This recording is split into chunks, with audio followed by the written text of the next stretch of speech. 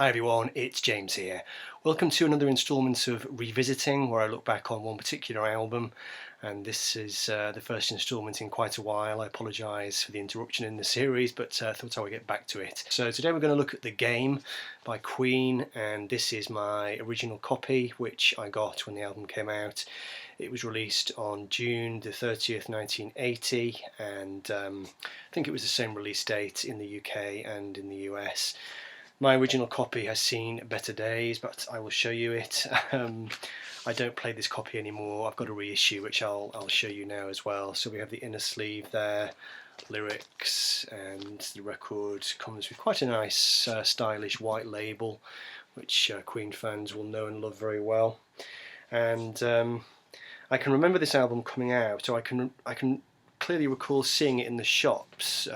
Has this very distinctive silvery monochrome cover shot, and the guys wearing the 1950s leather, which was off the back of the filming of the promo for Crazy Little Thing Called Love, which was the first single from the album. It came out before the album, actually. It came out, I think it was Christmas of 1979, and of course it was a big, huge hit. It was Queen's first #1 hit in America, which is quite surprising when you think about it, when you think of how famous Bohemian Rhapsody is, say, compared to Crazy Little Thing. I think Bohemian Rhapsody might have got to number 6 or 7, something like that, in the US charts back in '75.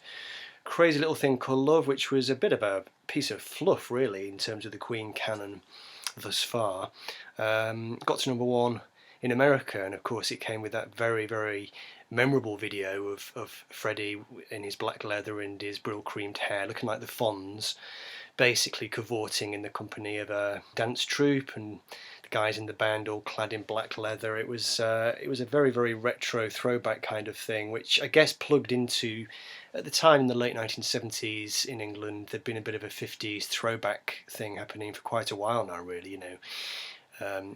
Even going back to the glam rock days, I suppose. By the time you got to the end of the 1970s, there were bands like Stray Cats coming into focus as well. You know, that kind of Elvis, hillbilly, rockabilly thing coming back, and Queen had their finger on the pulse, or Freddie did anyway. So, yeah, the cover was very distinctive. I can remember it gleaming and glittering from a shop window and being very excited and bringing it home with me and listening to it.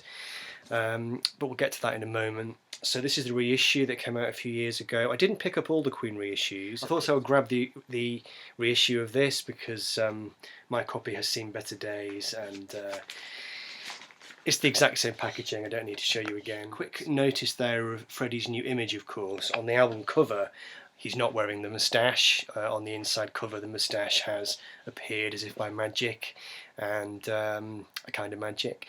And this was really the beginning of Freddie's true, well, I want to say coming out, but Freddie never really did come out properly, not publicly, but it was fairly obvious by this point that he was gay. He was leading a gay lifestyle, and the moustache had been influenced by a couple of years before. He'd been to a nightclub in America, and he'd seen one of the guys from Village People dancing on a table in a gay nightclub, and this guy had got the moustache, he got the pink leather cap, and that was incredibly influential on Freddie's thinking. It took a couple of years before he decided to go that way with his image, you know, the short hair, the moustache, but by the time we got to The Game, it's interesting how they didn't put it on the cover, but they did put it on the inside cover, and the world would very soon become very familiar with Freddie's new mustachioed image, of course.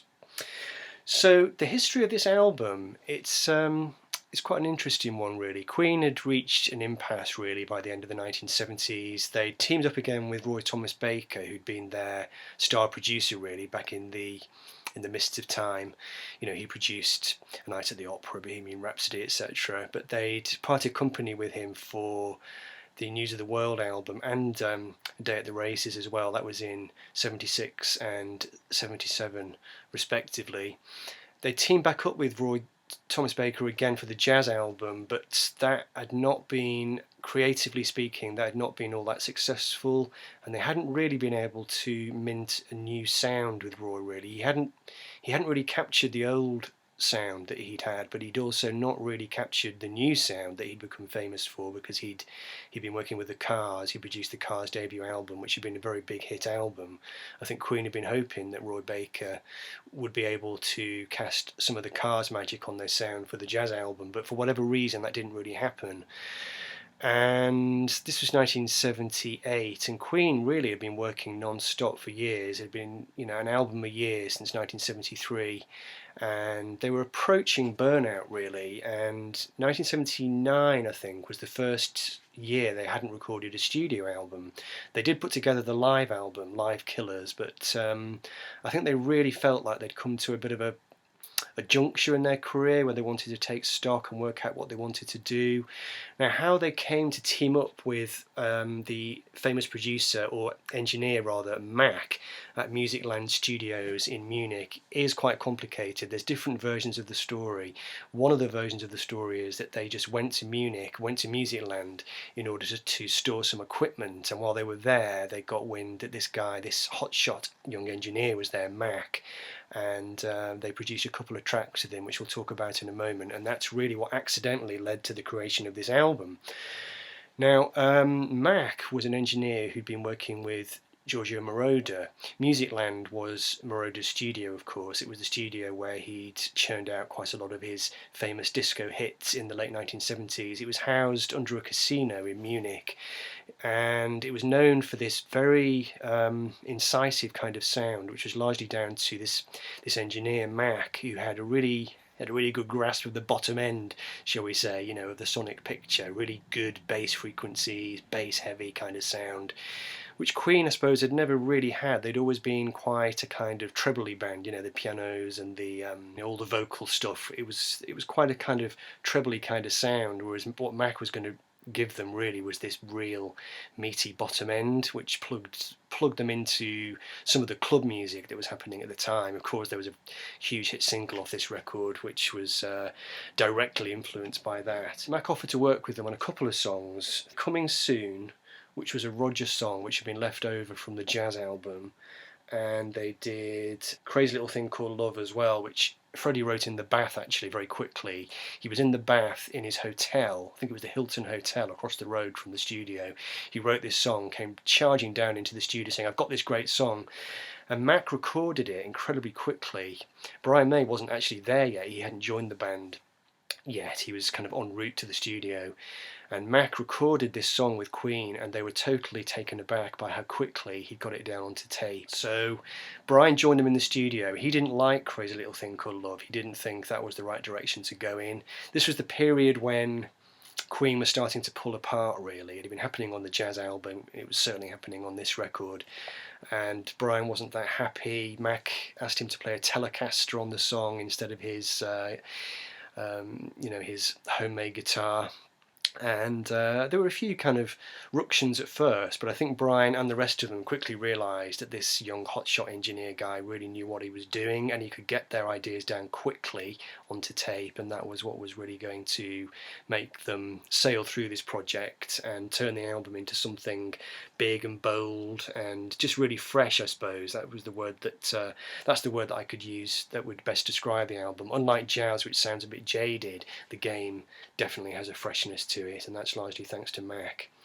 So, I mean, this album was absolutely huge. It was a #1 album in America, and I guess it was the beginning of the band starting to move more decisively into a radio format, pop rock, leaving behind some of the grandiose conceits, moving into shorter format songs, more concise production. But at the same time, it still covers some traditional bases. So the album starts with Play the Game, which is a beautiful Freddie ballad, really. I mean, it could almost have been on A Day at the Races in many ways, and it's a song about love, and like many of his songs at the time, a kind of coded song really about his relationships and what was going on in his personal life at the time. A beautiful song. I think it's a really underrated song in the Queen canon.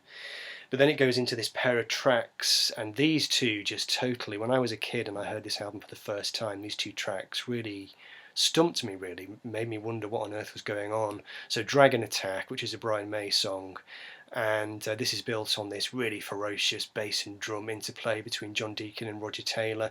The song was apparently recorded, they were quite drunk when they recorded it, because they'd started to frequent the Munich nightlife. There was a nightclub in Munich which they used to enjoy going to, and they used to come back half cut in the middle of the night. And this one particular track, Dragon Attack, they kind of laid it down when they had a few too many drinks, but they still managed to get this incredible feel. And it has this very propulsive bass line and this absolutely fantastic drum part from Roger, including a great solo which I think is overdubbed, but very stripped back, very percussive, very kind of disco orientated, but with a rock kind of vibe to it. And then straight from that, straight into another one, Bites the Dust, obviously, which was a John Deacon song, one which Roger Taylor wasn't that keen on, and he certainly didn't want them to release it as a single. History, of course, shows that it was released as a single and I think it became the biggest US single that Queen ever had. And again, it doesn't need too much introduction from me, it just has that kind of that chic-inspired bass line. Showed Queen moving into some brave new territory, really, and leaving behind some fans maybe, but certainly making some new ones into the bargain.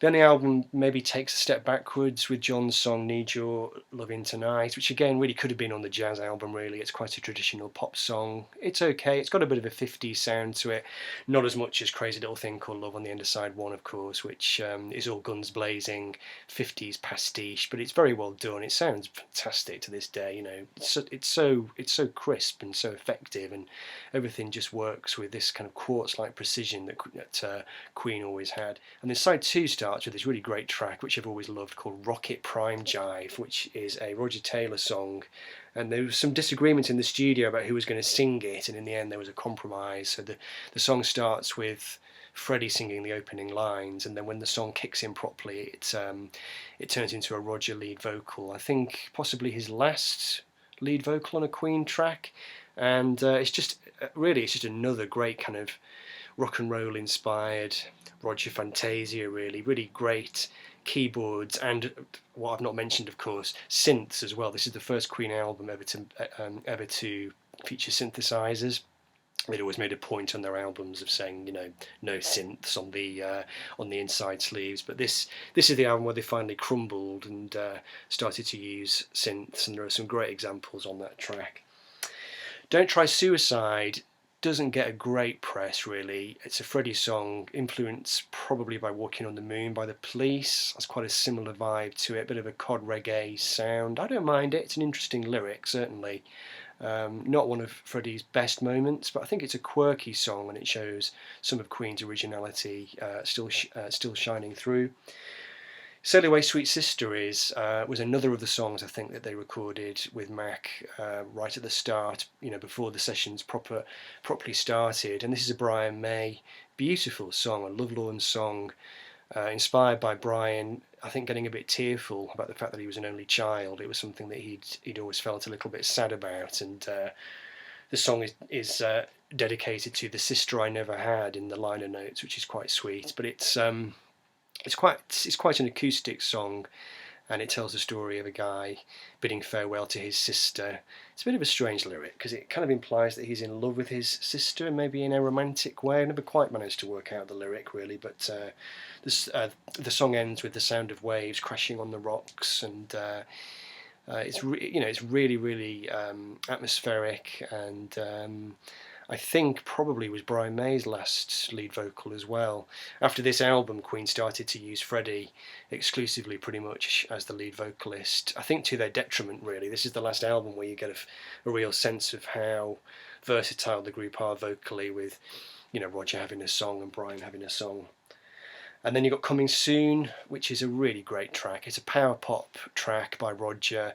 Doesn't really mean very much lyrically, but it's very percussive, it's very driving, it's got a great guitar riff and some brilliant drumming. I've always loved it. Fantastic production by Mack. And then the album finishes with Save Me, which was another big single, of course. And this is a song by Brian again, and it came with a very memorable video. And I don't think Brian was particularly happy at this stage in his life. I think there were certain things going wrong with his love life and so on, but I think he always said that that song was actually about somebody he knew.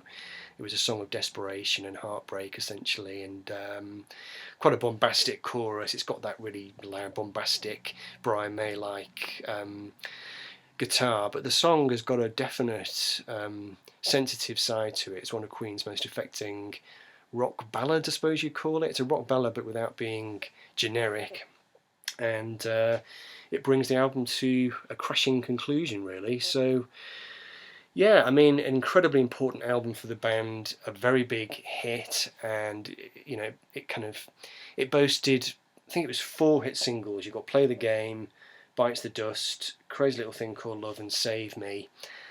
So it definitely raised their profile, but at the same time, it kind of sowed the seeds for the end of the band in America, really, because you started to get Freddie coming out more and more as an overtly gay performer, I suppose, and the dynamic of the band started to shift, with Freddie starting to want to take them in a more dancey direction off the back of Another One Bites the Dust, and of course that led to the Hot Space record, which really put paid to the band in America and cost them a lot of fans.